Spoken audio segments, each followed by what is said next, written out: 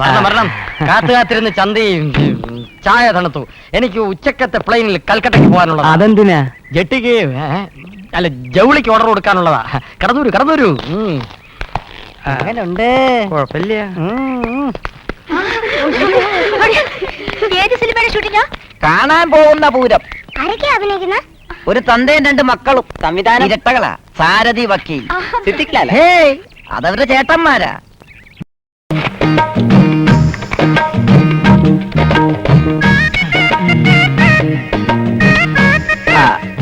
പരമാനന്ദൻ നായർക്ക് കൽക്കട്ടയെ പോണ്ടതല്ലേ, സമയം കളയണ്ട. കുട്ടിയെ വിളിച്ചോളൂ. വിശാലാക്ഷിയെ അവളെ ഇങ്ങോട്ട് അയക്കേ. മടിച്ചിരിക്കത് ആലോചിച്ചിരിക്കത്. കടന്നൂര് വേഗം തീരായി. ഇയാൾക്ക് എന്താ വട്ടുണ്ടാ?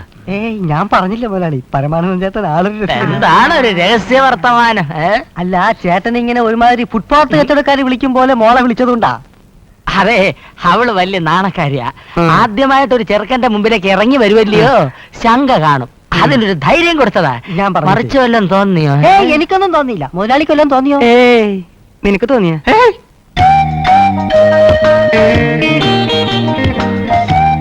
അതെ വന്നല്ലോ. കാണു ഇനി കണ്ടില്ല എന്ന് പറയരുത് മോളെ. ചായ സ്ട്രാങ് തന്നെയാണല്ലോ. ഇതിൽ മായയില്ല, മന്ത്രമില്ല, മായാജാലമില്ല. അതിന് കൊടുത്താ മോളെ.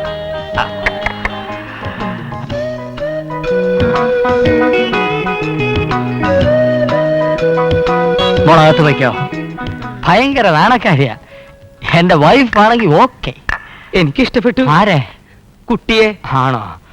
രമണനോ? എനിക്ക് ഇഷ്ടപ്പെട്ട അവനും ഇഷ്ടപ്പെടും. ബാക്കി കാര്യങ്ങളൊക്കെ വക്കീല് സൂചിപ്പിച്ചിട്ടുണ്ടല്ലോ. സൂചിപ്പിച്ചു. ഞങ്ങൾക്കുള്ളതല്ല അവക്കുള്ളതാ. തുണിക്കിടയും താമസിക്കുന്ന വീടും ഇപ്പോഴേ അവിടെ പേർക്ക് എഴുതി വെച്ച് കഴിഞ്ഞു. പക്ഷേ ഞങ്ങൾക്ക് വായിക്കരി ഇട്ട ശേഷമേ അവക്ക് സ്വന്തമായിട്ട് പെരുമാറാൻ പറ്റുക. അതിന് വലിയ താമസമില്ലല്ലോ.